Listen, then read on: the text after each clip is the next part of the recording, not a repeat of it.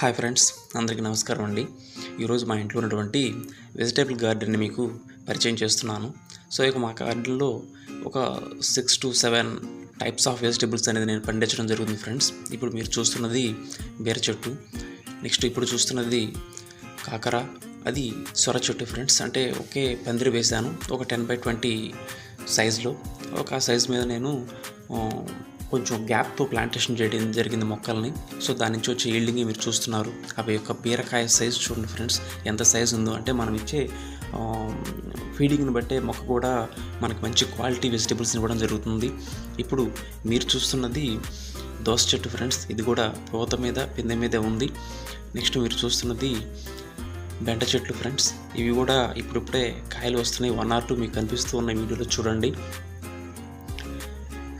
అంటే మనకు నచ్చిన వెజిటేబుల్స్నే మనం ప్లాంటేషన్ చేయడం జరిగింది.